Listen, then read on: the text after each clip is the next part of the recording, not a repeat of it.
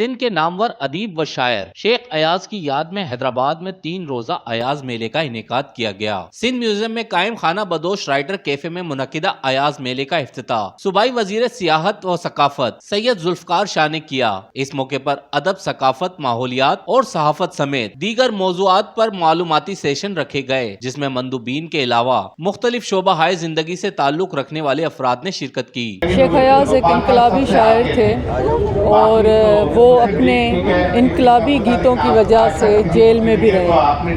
وہ بہت بڑے شاعر بھی تھے، وہ بہت بڑے وکیل بھی تھے اور ان کو زندگی کی ہر آسائش میسر تھی، لیکن انہوں نے انقلاب کا، ریزسٹنس کا راستہ چنا تھا۔ شیخ ایاز نے ہمیشہ وطن کی بات کی ہے، محبت کی بات کی ہے اور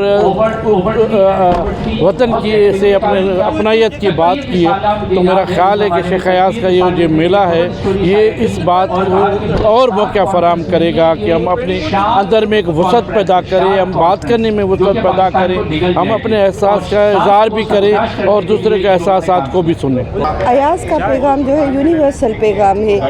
جہاں بھی جو پسا ہوا طبقہ ہے، جہاں بھی جو مظلوم طبقہ ہے، اگر وہاں پر ایاز کا پیغام پہنچے تو میں سمجھتی ہوں ان میں ایک نیا جوش اور ولولہ پیدا ہوگا۔ ایاز میلوں سے نوجوانوں کو اویئرنیس ملتی ہے اور یہ میلہ 10واں میلہ ہے ہمارا اس خانہ بدوش کے آنگن میں، اور ہمیں بہت خوشی ہے کہ ایک بڑا شاعر ہے جن کو خراج تحسین پیش کیا جاتا ہے۔ میلے کے دوران معروف گلوکاروں نے صوفیانہ کلام اور سندھ کے لوک گیت پیش کر کے میلے میں رنگ جما دیے اور حاضرین کو جھومنے پر مجبور کر دیا۔